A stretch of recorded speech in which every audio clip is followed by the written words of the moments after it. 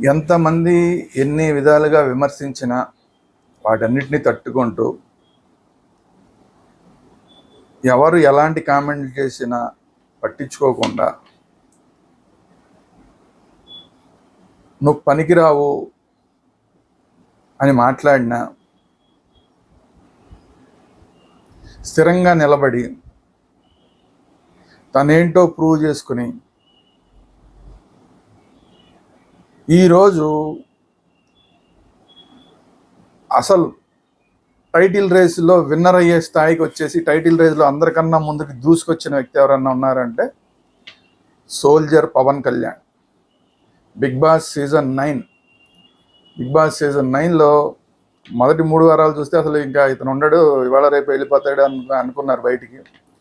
కానీ ఇప్పుడు చూస్తే అతను టైటిల్ రేస్లో అందరికన్నా టాప్లో ఉన్నాడు. మళ్ళీ ఇప్పుడు క్యాప్టెన్సీ లాస్ట్ క్యాప్టెన్సీకి కూడా కంటెండర్గా ఉన్నాడు. ఇతనికి బాగా పోటీ అనుకుని నిన్నటిదాకా విన్నర్ అయిపోతుంది అనుకున్న తనూజ క్యాప్టెన్సీ టాస్క్లో ఓడిపోయి వెనకబడిపోయింది. క్యాప్టెన్సీ టాస్క్ ఆఖరి క్యాప్టెన్సీ టాస్క్ నుంచి తను ఎలిమినేట్ అయిపోయాడు, ఓడిపోయి ఆ కంటెండర్షిప్ నుంచి ఎలిమినేట్ అయిపోయాను. సో ఈరోజు నిజంగా కనుక ఈ సోల్జర్ పవన్ కళ్యాణ్ నిజంగా కనుక ఇంకో 2-3 వారాలు ఇలాగే కంటిన్యూ చేసి విన్ అయితే కనుక ఒక సోల్జర్ వచ్చి ఒక బిగ్ బాస్ టైటిల్ని గెలిచాడు అంటే ఇది పెద్ద సెన్సేషన్ అవుతుంది. మరి అది జరుగుతుందా జరగదా చూడాలి. ఏదన్నా కానీ రోజు రోజుకి తన గ్రాఫ్ని పవన్ కళ్యాణ్ చాలా మెరుగుపరుచుకుంటున్నాడు. ఈ వారం అయితే పెద్ద గొడవ పడ్డాడు. ఇంతకుముందు ఎప్పుడు అంత ఆ స్థాయిలో గొడవ పడలేదు. ఈసారి మాత్రం చాలా పెద్ద గొడవ. అది కూడా లేడీ కంటెస్టెంట్ తోటి గొడవ పడి చాలా స్ట్రాంగ్గా నిలబడి తను నేను గట్టిగా నిలబడగలను, అవసరమైతే వాదించగలను, నాలో ఫైర్ ఉంది అని ప్రూవ్ చేసుకుని తన ఓటింగ్ పర్సంటేజ్ని కూడా పెంచుకున్నాడు. ఈరోజు ఓటింగ్ పర్సంటేజ్ చూస్తే నిన్నటిదాకా తనూజ ఫస్ట్ ప్లేస్లో ఉంది, కళ్యాణ్ సెకండ్ ప్లేస్లో ఉన్నాడు. కానీ ఈరోజు చూస్తే కళ్యాణ్ ఫస్ట్ ప్లేస్లోకి వచ్చి తనూజ సెకండ్ ప్లేస్లోకి వచ్చింది. తనూజ సెకండ్ ప్లేస్లోకి రావడం అనేది ఇదే ఫస్ట్ టైం. తను ఎప్పుడు నామినేషన్స్లో ఉన్నా కూడా అందరికన్నా ఫస్ట్లో ఉండేది, అది కూడా ఎవరికి అందనంత స్థాయిలో అమ్మాయి ఓటింగ్ ఉండేది. అలాంటిది ఇప్పుడు తనూజని కూడా దాటేసి కళ్యాణ్ ఫస్ట్ ప్లేస్లోకి వెళ్ళాడు. నిన్నటిదాకా 25% తోటి సెకండ్ ప్లేస్లో ఉన్న కళ్యాణ్ ఈరోజు 26% తోటి ఫస్ట్ పొజిషన్లోకి వచ్చాడు. అలాగే నిన్నటిదాకా 25% తోటి ఉన్న తనూజ అదే 25% తోటి ఇప్పుడు సెకండ్ ప్లేస్లోకి వచ్చింది. అంటే 1% తేడా, 1% అయినా కూడా ఫస్ట్ టైం తనూజ సెకండ్ ప్లేస్లోకి వచ్చింది. సో మరి తనూజ రోజు రోజుకి ఎందుకని తగ్గిపోతుందో అర్థం కావట్లేదు. ఎందుకంటే తను తప్పులు చేసుకుంటుంది. నిన్న కూడా క్యాప్టెన్సీ టాస్క్లో ఓడిపోవడం అనేది ఆ అమ్మాయికి పెద్ద డిసడ్వాంటేజ్. అలాగే దివ్యతోటి గొడవలో కూడా పో అని మాట్లాడి చాలా రెచ్చగొట్టేసి దివ్యాని అక్కడ కూడా కొంతవరకు బ్యాడ్ అయింది. మరి ఇప్పుడు రోజుకి చిన్న తప్పులు చేసుకుంటూ, అంటే టైటిల్ రేస్ దగ్గర పడుతున్న టైంలో తప్పులు చేస్తున్న తనూజ ఈరోజు గెలుస్తుందా లేదా కళ్యాణ్ రోజు రోజుకి తన ఆటను మెరుగుపరుచుకుంటున్న కళ్యాణ్ గెలుస్తాడా? వీళ్ళిద్దరిలోనే ఎవరో ఒకళ్ళు టైటిల్ విన్నర్ అనేది ఫిక్స్. సో వాళ్ళిద్దరిలో ఎవరు గెలుస్తారు అనేది చూడాలి. ఇక 3వ ప్లేస్లో వచ్చేసరికి ఇమాన్యుయల్ 14%, నిన్నటికి 14% ఉంది, ఇవాళకి 14% ఉంది. ఇమాన్యుయల్కి పెద్దగా తేడా రాల ఓటింగ్లో. వీళ్ళ పై ఇద్దరికినో ఇతనికి మధ్య పర్సంటేజ్ చూస్తే కూడా 10% పైన తేడా ఉంది.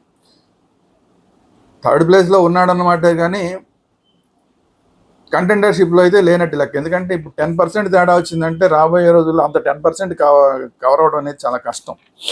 ఆఖరి వారంలో 10% కవర్ అవడం అనేది కష్టం. ఎందుకంటే ఆఖరి వారంలో టాప్ 3లో ఎవరుంటారు, టాప్ 5లో ఎవరుంటారు అనేది చూస్తే అందులో ఖచ్చితంగా ఇమాన్యుయల్ ఉంటాడు. కానీ టైటిల్ రేస్లో మాత్రం ఈ పర్సంటేజ్ని దాటుకుని తనూజని కళ్యాణి దాచి టైటిల్ రేస్ కొట్టడం అనేది మాత్రం చాలా కష్టం కనబడుతుంది. దాని తర్వాత చూస్తే భరణి 8%కి వచ్చింది.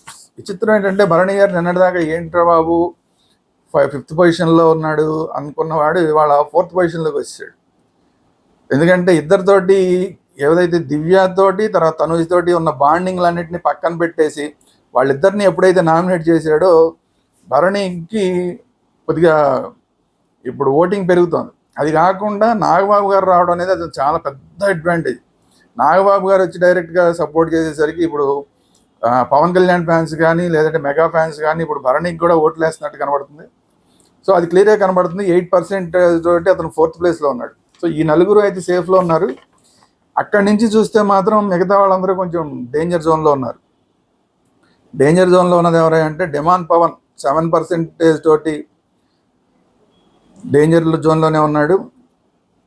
ఎందుకంటే ఇతను పెద్ద ఆడుతున్నది కనిపించట్లేదు. ఇప్పుడు అసలు అతనికి పెద్ద డిసడ్వాంటేజ్ ఏంటంటే ఇంకో రెడ్ కార్డ్ కనుక చూపిస్తే, ఎందుకంటే మొన్న రీతుకిను కళ్యాణ్కి మధ్య జరిగిన గొడవలో కళ్యాణ్ పేక పట్టుకున్నాడు. తర్వాత నేను ఆపుతున్నాను కానీ పేక పట్టుకోవడం అనేది ఎట్టి పరిస్థితుల్లోనూ బిగ్ బాస్లో యాక్సెప్టబుల్ కాదు. ఇప్పటికే ఒకసారి రెడ్ కార్డ్ చూపించారు. మళ్ళీ రెడ్ కార్డ్ కనుక చూపిస్తే అసలు అతను ఎట్టి పరిస్థితుల్లోనూ ఎలిమినేట్ అయిపోవాలి. నిజంగా కనుక బిగ్ బాస్ కరెక్ట్గా ఆడితే ఏ పార్షియాలిటీ లేకుండా కనుక చూస్తే డిమాండ్ పవన్కి ఈసారి రెడ్ కార్డ్ చూపించి అతన్ని బయటికి పంపించారు. ఓటింగ్తో సంబంధం లేకుండా బయటికి పంపించారు. మరి నాగార్జున గారు మరి ఆ పని చేస్తారా చెయ్యరా, లేదంటే ఎందుకులే ఇతను ఫిజికల్ టాస్క్లు ఆడగలరు, ఫిజికల్ టాస్క్లు ఆడేవాళ్ళు ఫైనల్ బిఫోర్ వీక్ దాకా కూడా ఉండాలి అని అతను ఉంచుతారా, ఏం చేస్తారు అనేది చూడాలి. సో ఆ విధంగా డిమాండ్ పవన్ ఓటింగ్ పరంగాను డేంజర్లో ఉన్నాడు, బిహేవియర్ పరంగాను కూడా మ్యాన్ హ్యాండ్లింగ్ చేసి ఆ రకంగా కూడా డేంజర్ జోన్లో ఉన్నాడు ఎలిమినేట్ అవ్వడానికి. తర్వాత సంజన 7%. సంజన కూడా ఇప్పుడు ఆట మార్చుకుంది. సంజన ఆట మార్చుకోవడం వల్ల ఇప్పుడు సంజన 7%లో ఉన్నా డేంజర్లో ఉన్నా కూడా మిగతా వాళ్ళతో పోలిస్తే అంత డేంజర్ కాదు. ఎందుకంటే ఇప్పుడు ఆట మార్చుకుంది, మళ్ళీ తన ఒరిజినల్ ఆట ఏదైతే ఉందో అన్ని దాటి చేయడాలు ఇలాంటివన్నీ ఏదైతే చేసి ఎంటర్టైన్మెంట్ చేయడం ఇవన్నీ ఏవైతే మళ్ళీ మొదలుపెట్టింది. అది కాక రీతు మీద చాలా సీరియస్ ఎలిగేషన్ చేసి ధైర్యంగా సీరియస్ ఎలిగేషన్ చేసింది. నేను ఫేస్ చేస్తానంటాను. నాగార్జున గారు ఒకవేళ అన్నా కూడా దాన్ని నేను ఫేస్ చేస్తాను, ఓటింగ్లో తేడా వచ్చినా నేను ఫేస్ చేస్తానని చెప్పి రీతు మీద చాలా సీరియస్ ఎలిగేషన్ చేసి తన ఆట ఫైర్ స్టామ్లోకి తను కూడా మళ్ళీ వచ్చేసింది. సో మరి ఓ పక్కన రీతు మీద ఫైర్ అయింది, తర్వాత మళ్ళీ తన అన్ని దాచేయడాలు ఇలాంటివన్నీ ఏమున్నాయి, మళ్ళీ ఆటను మొదలెట్టింది, ఎంటర్టైన్మెంట్ గేమ్ని మళ్ళీ మొదలెట్టింది. సో ఈరోజు 7% తోటి ఉన్నా కూడా ఇంకా ఏమైనా 1% పెరిగితే కనుక సంజన సేఫ్ అయ్యే అవకాశం కూడా సేఫ్ అయినా కూడా పెద్ద ఆశ్చర్యపోగలం. సుమన్ శెట్టి 6% తోటి అందరికన్నా తక్కువ ఉన్నాడు. దివ్య కూడా సుమన్ శెట్టితో పాటు 6% ఉన్నా కూడా కొంచెం ఓట్ల పరంగా ఒక మెట్టు పైన ఉంది. ఎందుకంటే భరణి గారితో ఇప్పుడు ఆ అమ్మాయి సీరియస్గా మాట్లాడుతుంది. తనూజ్ తోటి తనకున్న ఏదైతే రైవలరీ ఉందో దాన్ని మొన్న నామినేషన్ తోటి నేను క్లోజ్ చేసేస్తానని చెప్పింది.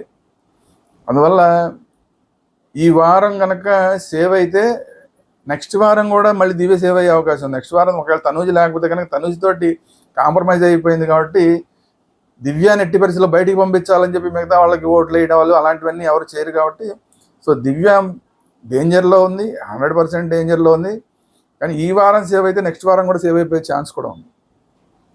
సో ఈ వారం ఆ తర్వాత అందరికన్నా ఎక్కువ డేంజర్లో ఉన్నది ఎవరై అంటే దివ్య అండ్ సుమన్ శెట్టి గారు ఇద్దరు కూడా ఎలిమినేట్ అయిపోయే అవకాశం ఉంది. ఎందుకంటే లాస్ట్ వీక్ ఎలిమినేషన్ లేదు కాబట్టి ఈ వారం ఖచ్చితంగా డబుల్ ఎలిమినేషన్ ఉంటుంది.